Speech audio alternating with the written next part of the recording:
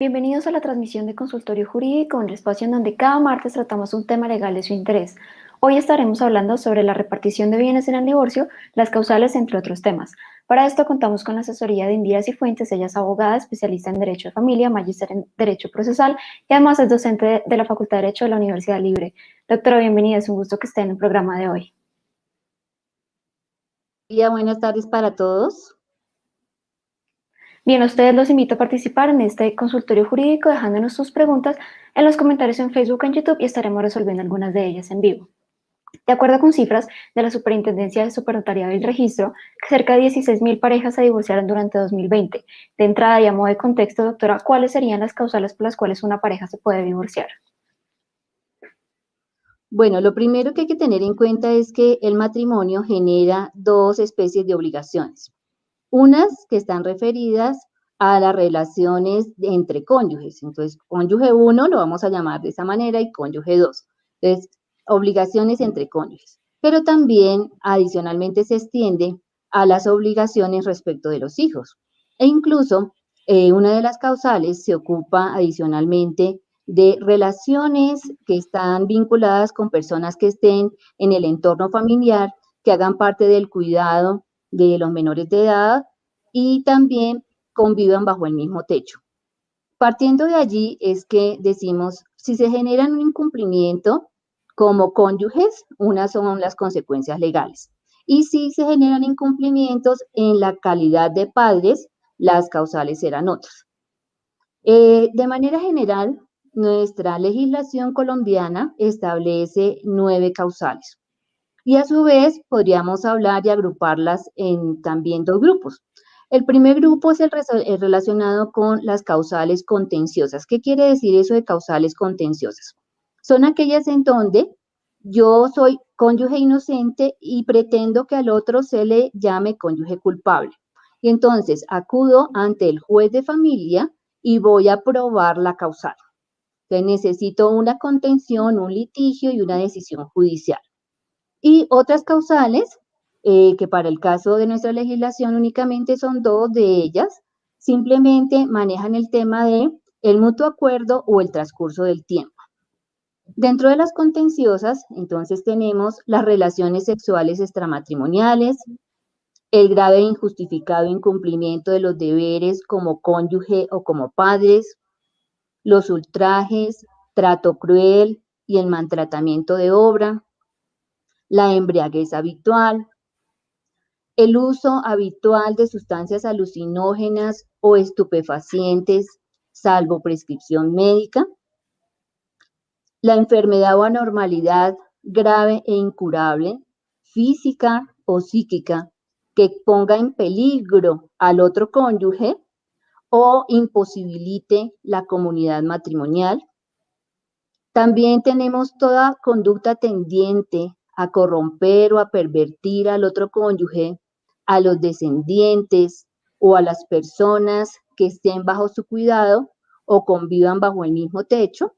Y hasta ahí estarían las que llamamos las contenciosas, las que vamos a discutir en un proceso judicial. Y seguidamente se encuentran entonces la separación de cuerpos judicial o de hecho, que dure mínimo 2 años. Y finalizamos con el mutuo acuerdo de ambos cónyuges manifestado ante el juez y reconocido mediante sentencia. Valga la pena notar que esta última, la del mutuo consentimiento, también podríamos adelantarla ante los despachos notariales. Esas serían las causales. Bien, ¿es obligatoria la asesoría de un abogado para tramitar un divorcio? Pues vamos en las 2 vías. Hay una vía que es la vía notarial.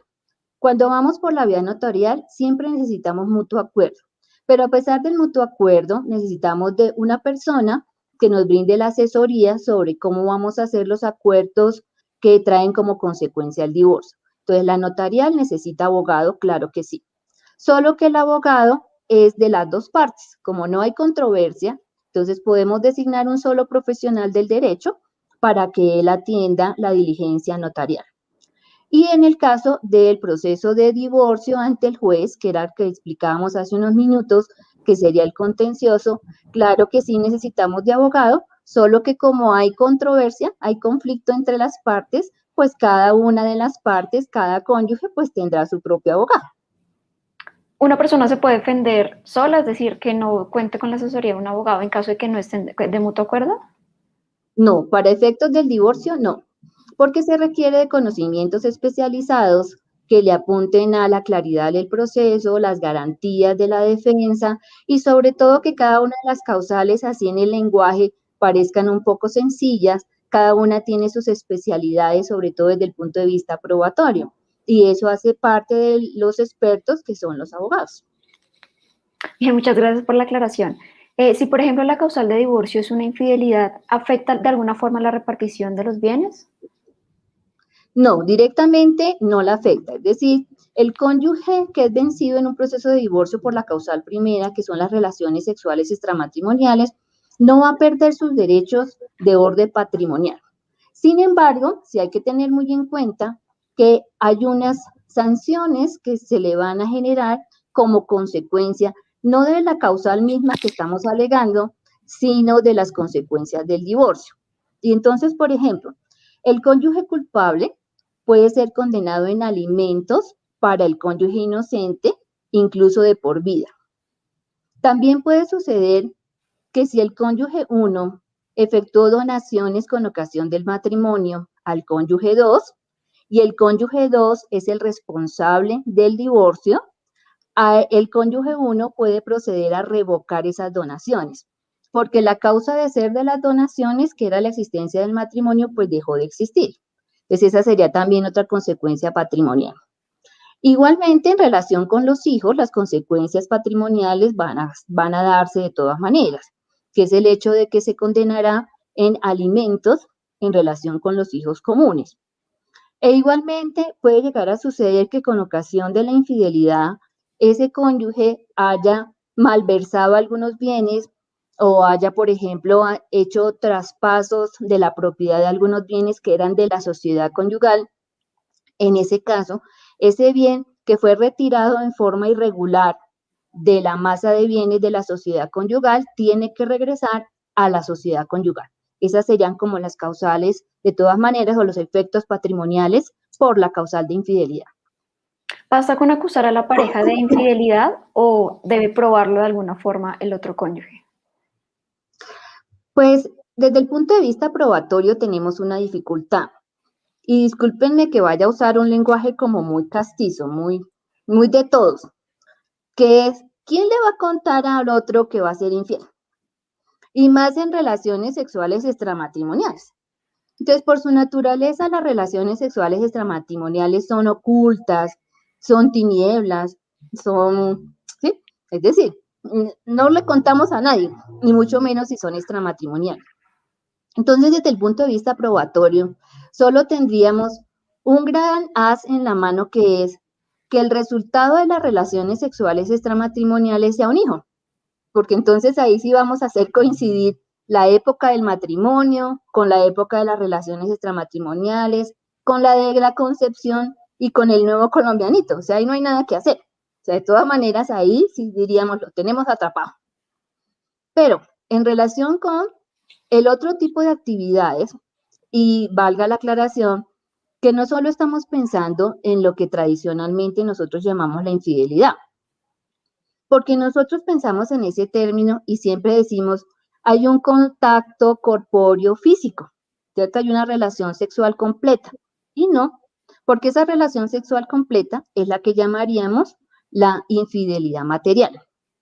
Pero también hay una serie de conductas que hacen que la otra persona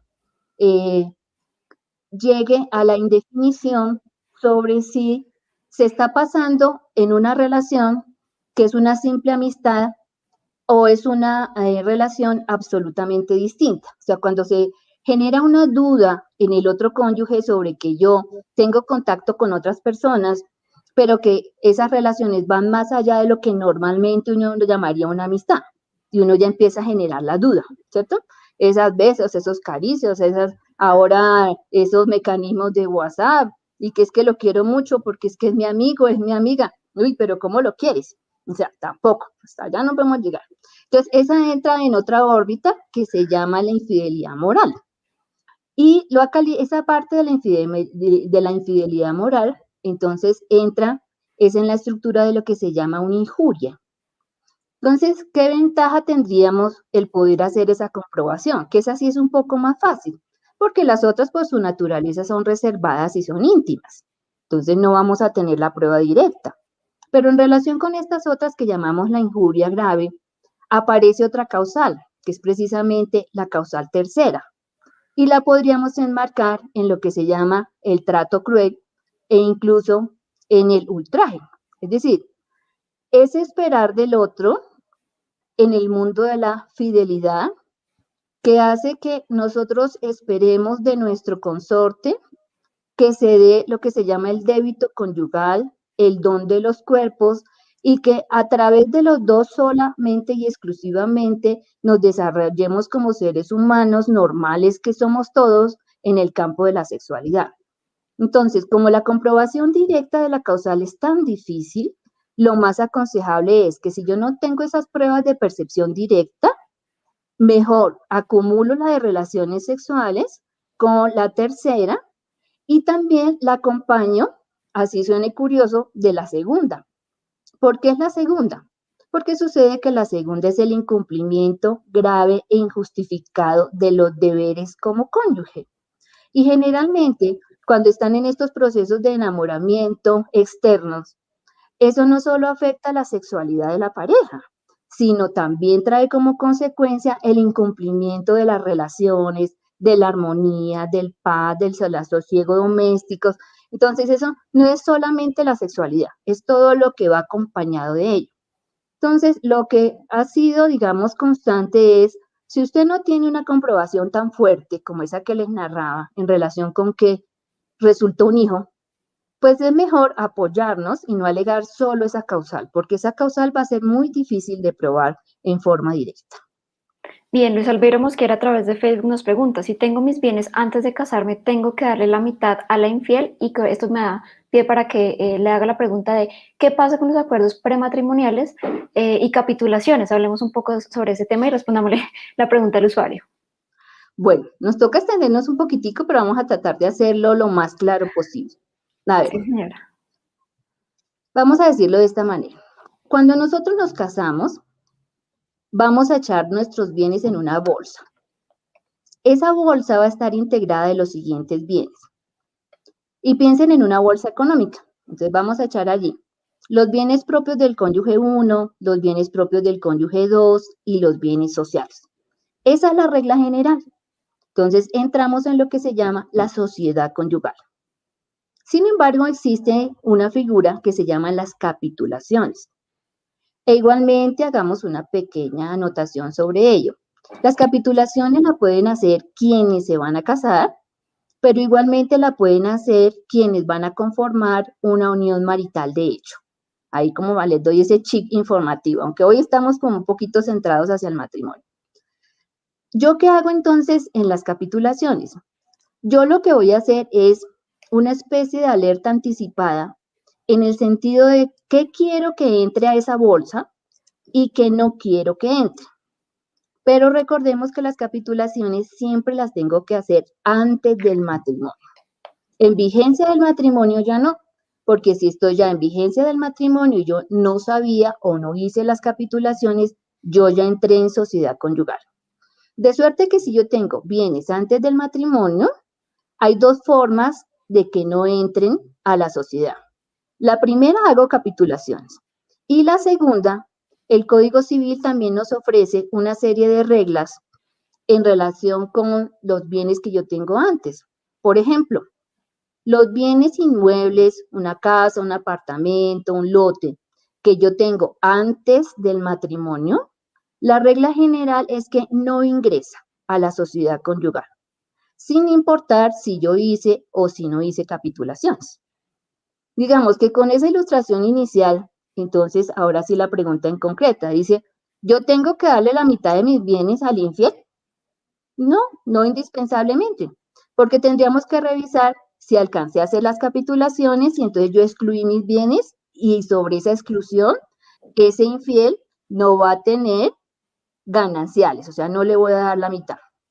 Pero si a pesar de ello, yo no hice o no utilicé sabiamente esa figura, sino que entré en sociedad conyugal, recuerden que decíamos, no importa cuál es la causa, de todas maneras vamos a tener que repartir los bienes que tengan la calidad o que vayamos a llamar los bienes sociales. De todas maneras, sobre esos, cónyuge fiel o infiel va a tener su cuota aparte.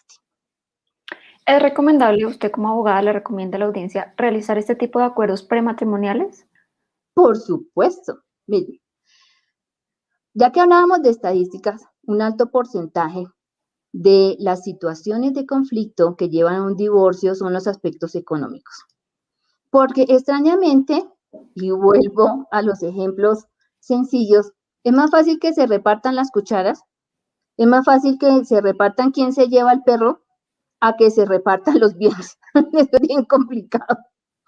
Entonces, existiendo esa figura tan interesante que me permite a mí prever el conflicto.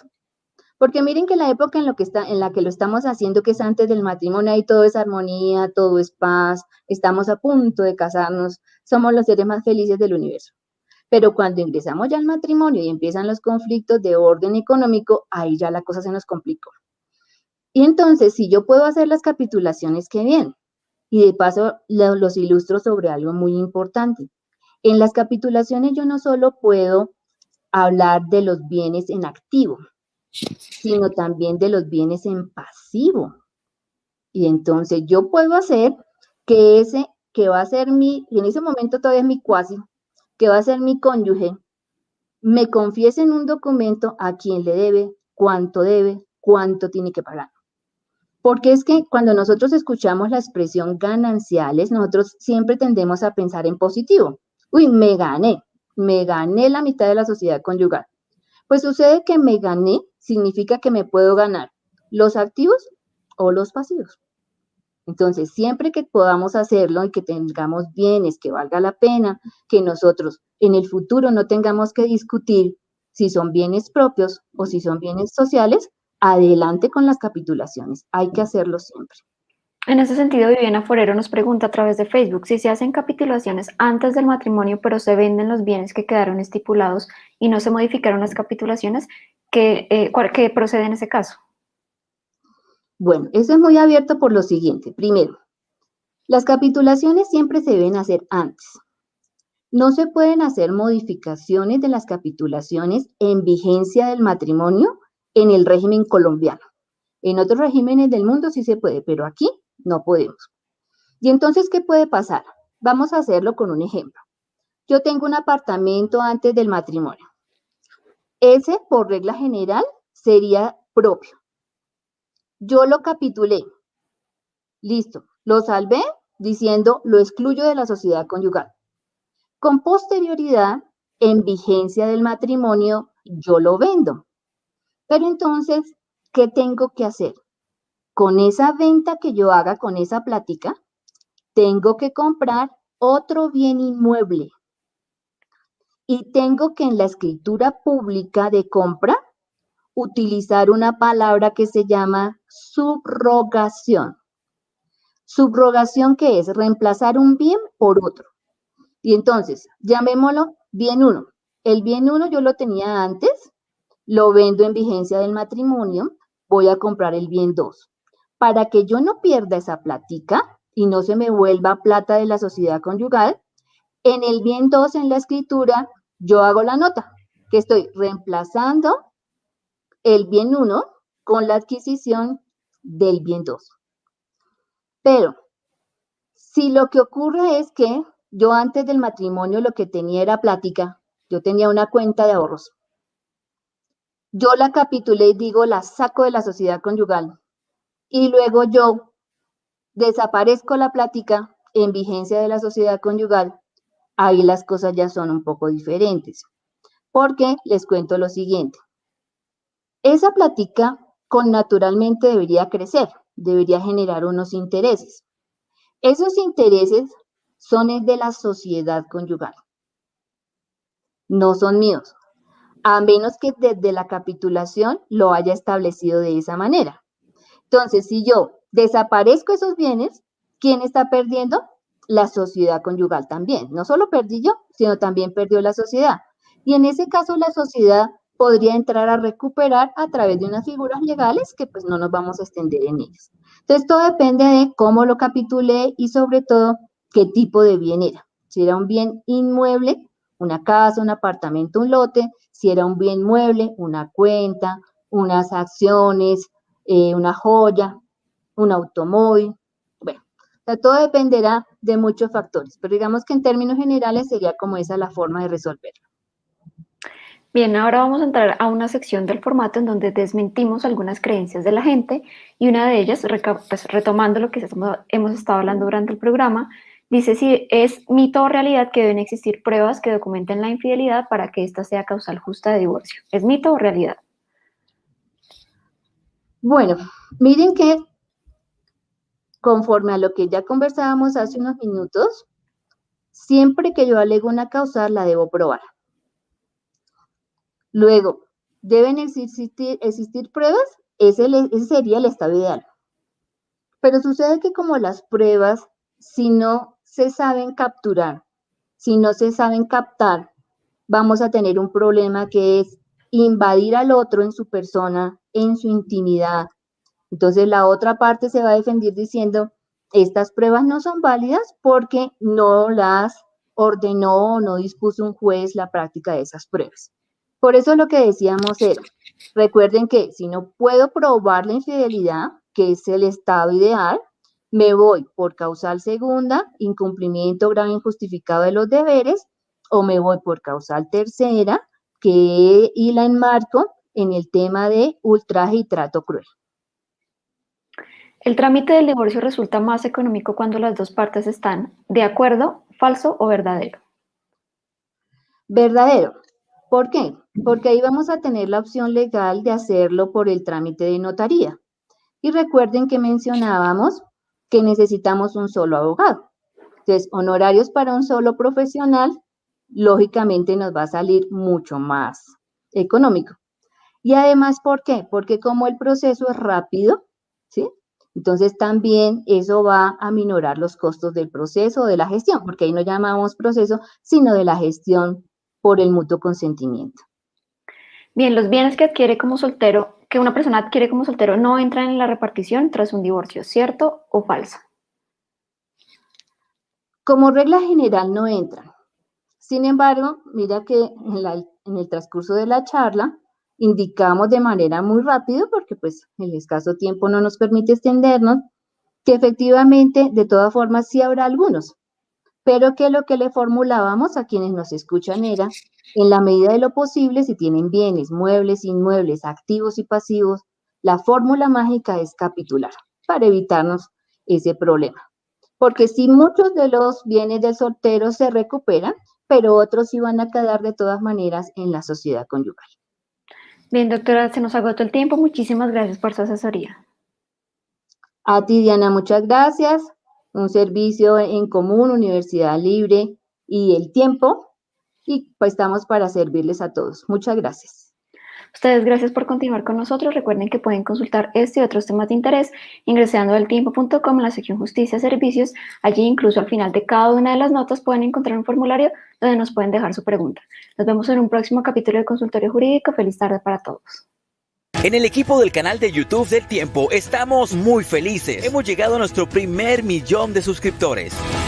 En nuestro canal de YouTube encontrarás mucha más información de Colombia y el mundo. Somos El Tiempo en YouTube. 1.000.000 de gracias.